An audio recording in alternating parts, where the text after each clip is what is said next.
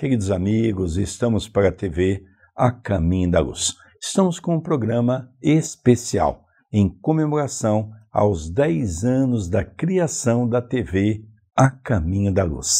É com grande alegria que nós teremos o primeiro programa de uma série que estaremos gravando no Movimento Espírita para falar um pouquinho de assuntos palpitantes. Hoje nós temos aqui o nosso querido Charles Kemp.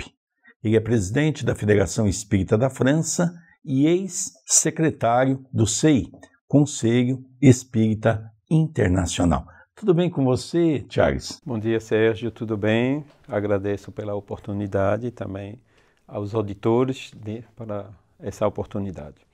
Nós vamos falar um pouquinho, porque o Charles é, na verdade, não só é um espírita, mas também é um grande estudioso e pesquisador.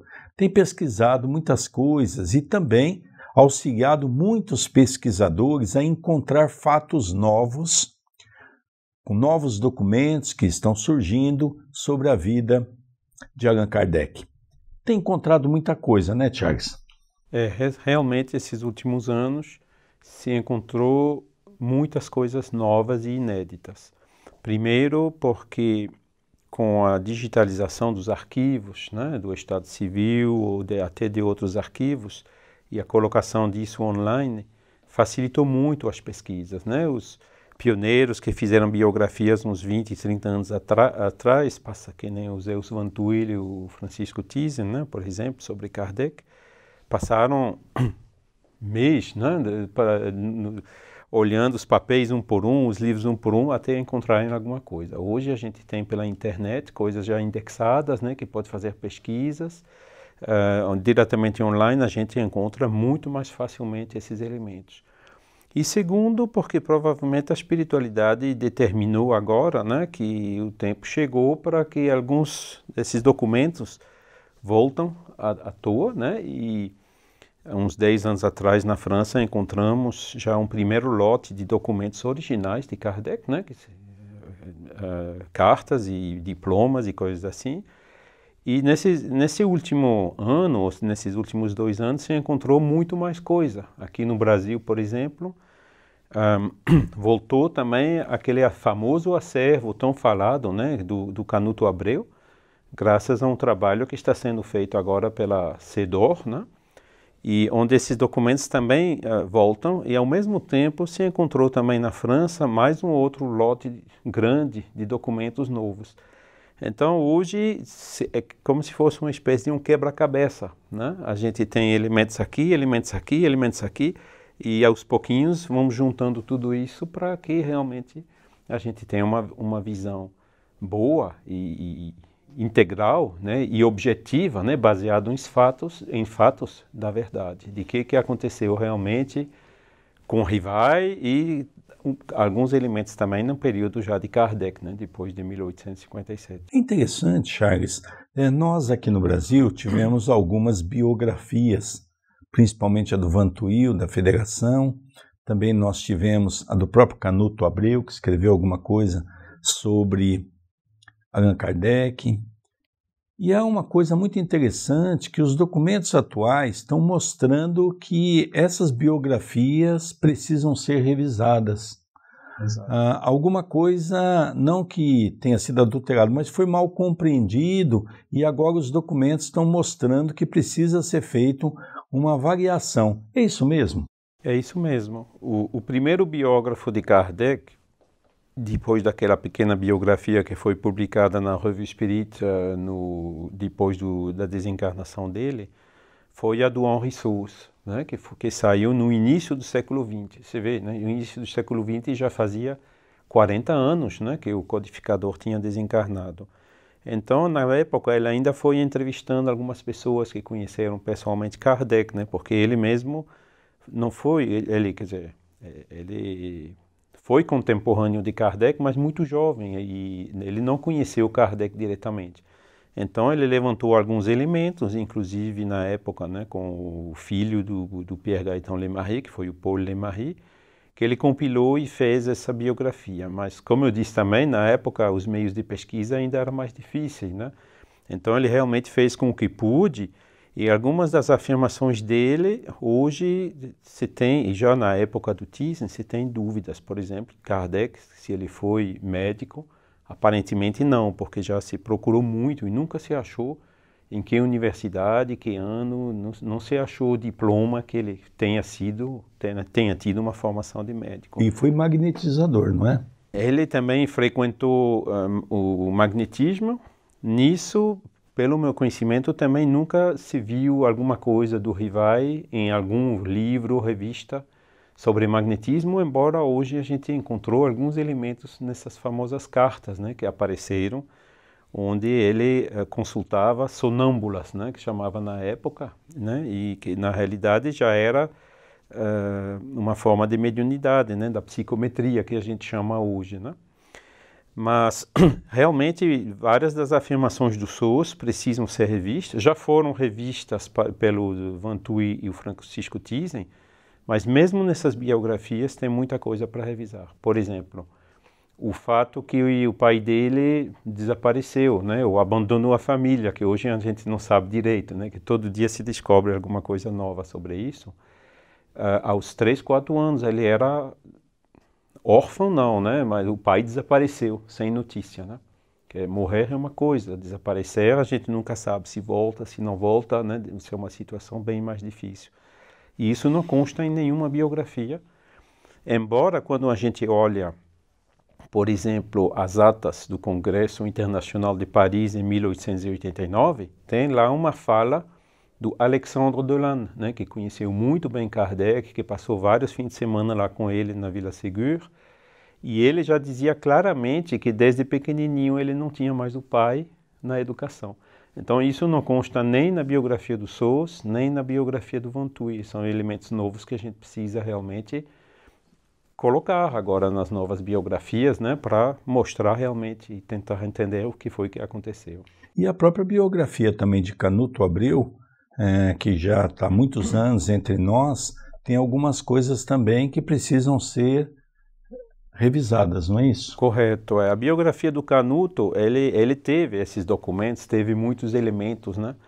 Mas também na biografia dele tem um aspecto, às vezes, um pouco, não sei se romanceado é a palavra certa, né? Mas tem algumas coisas que ele colocou lá, por exemplo, que Kardec chamava a esposa de Gabi, né? E todas as cartas que a gente viu, a gente nunca viu o nome de Gabi, né? Ele sempre escrevia Ma chère Amélie, quer dizer, chamava pelo nome Amélie mesmo, né?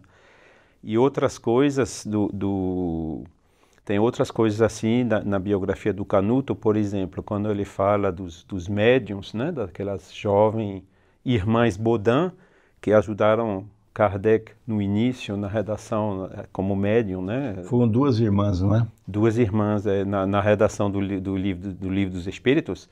Hoje já se determinou que não eram tão jovens, que o nome delas não era aquele nome que Canuto deu. E tem até um pesquisador, o Carlos Sete Bastos, que eu quero aqui agradecer pelo trabalho que ele faz, né? Que ele passa centenas de horas lá nos arquivos online, e ele vai encontrando aos pouquinhos todos esses elementos de quem realmente foram, quando que casaram, e comparando com o que o Canuto falou, o que o Kardec falou e esses elementos novos que encontrou. Então fica batendo 100% entre Kardec e os elementos, mas no Canuto realmente tem algumas afirmações que hoje não são, por exemplo, sobre o nome e também sobre a idade delas. Elas não tinham, assim, 15, 18 anos, elas já tinham entre 20 e 25 anos cada uma. E casaram no mesmo dia, em agosto de 1857, né, o ano da saída do Livro dos Espíritos, e como Kardec falou, se casaram e depois se afastaram do movimento. Isso realmente foi verificado agora. Charles, você como presidente da Federação Espírita Francesa, o que você realmente espera desse material? Porque ali, logicamente, vai ter uma quantidade de informações novas muito importantes. Talvez até alguns pontos da doutrina tenham que ser revistos. É isso mesmo que vocês estão esperando também? A primeira coisa, como eu disse, esses elementos agora são na internet, mais ou menos de acesso público, quando se encontra uma referência, qualquer um pode também ir lá nos arquivos na França, né, e consultar esses documentos. Ou seja, nossa posição sempre foi a pesquisa honesta, transparentes, baseados em documentos e em fatos, né?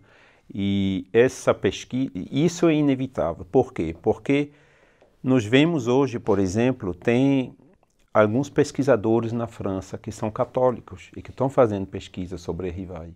E eles fazem pesquisa, às vezes, não para mostrar as coisas boas, mas para mostrar as coisas mais complicadas. Então, nós, como espíritas, não devemos esconder nada, né? São os fatos, a objetividade, como Kardec sempre nos ensinou, que deve prevaler. Nós não podemos interpretar de maneira precipitada ou coisa assim, mas simplesmente se basear nos fatos para entender realmente o que aconteceu. Com relação ao segundo aspecto, a segunda parte da sua pergunta, sobre revisões da doutrina. Bom, isso, pelo meu conhecimento, hoje não tem nenhum elemento para revisar qualquer ponto da doutrina. Mas, por exemplo, houve esse debate, e ainda há hoje em dia, né, principalmente aqui no Brasil, sobre a Gênese, esse famoso livro. E aqui também quero saudar a nossa irmã Simone Privato, que fez um trabalho excelente, que eu fiquei colaborando um pouquinho com ela, mas ela fez a maioria das coisas realmente sozinha, e eu verifiquei as fontes que são totalmente corretas, né? E realmente eu não diria que é uma prova que foi adulterada, mas tem suspeitas sérias que realmente houve alguma coisa adulterada naquela obra depois da desencarnação de Kardec. E aí nós devemos seguir o conselho do Erasto, né, no livro dos médiuns, né, que na dúvida é melhor se abster, e é por isso que no movimento francófono, né, lá na França, né, na Bélgica, nós decidimos no mesmo dia, vamos agora editar a 4ª edição, porque essa sim a gente não tem dúvida, a gente tem certeza que é de Kardec. Agora eu queria também aqui não, vamos dizer assim, colocar lenha no fogo desse debate, né, porque ambas as edições são bons livros e, como eu falei, não tem nenhum ponto fundamental da doutrina que foi mudado ou invertido nessa adulteração. Foram partes deletadas, inclusive uma sobre o corpo de Jesus, né, que é um assunto que é um bem delicado aqui. Bastante, né? Polêmico. Exato. Mas mesmo na obra adulterada, vamos dizer assim, continua bem clara a posição de Kardec sobre esta questão, né? Mesmo que se deletou um parágrafo que realmente insistia um pouco mais e colocava um pouco mais de ênfase, né? Então, quem leu a 5ª edição, que fique tranquila, porque a 4ª é muito próxima e não tem nenhum ponto fundamental que foi trocado. Então, a doutrina continua. Na doutrina não se mudou nada e não penso que vai se mudar alguma coisa baseado nesses documentos. É verdade. Por isso que nós que temos a responsabilidade de divulgar a doutrina espírita, como presidentes de casa espírita, sabendo que houve realmente essa adulteração, e como nosso irmão diz, não é tanto, mas quando a gente vê o estudo da Simone e acompanha cada ponto, a gente vê que no global acaba sendo realmente vários pontos que ali foram modificados, né? E é natural que hoje, eu sempre digo isso, eu na livraria da nossa casa eu já substituí todos os livros, colocando a edição que foi feita pela FEAL, de uma maneira belíssima, através da própria Simone, que ajudou muito, e através do pessoal das Casas André Luiz, na qual nós também temos programa pela TV Mundo Maior, pela Rádio Boa Nova, porque é importante nós, eu digo sempre, Charles, que ser enganado é uma coisa que, quando a gente fala alguma coisa e prega alguma coisa que é um equívoco, logicamente amanhã a gente tem a condição de dizer, não, eu não sabia, estou aqui me colocando à disposição para corrigir os erros das minhas falhas, porque isso é muito comum. Agora, as nossas casas espíritas têm que tomar cuidado de sabedor, o dirigente, que tem algumas coisas ali que estão modificadas, que nós, a partir de agora, comecemos a adotar uma maneira mais correta, obrigando até as editoras a refazerem as suas traduções. Isso, Charles, é o que me preocupa. é que eu não vejo nas editoras nenhuma manifestação de corrigir esse erro, que não foram deles. Foi um erro lá atrás, mas que precisa ser reparado.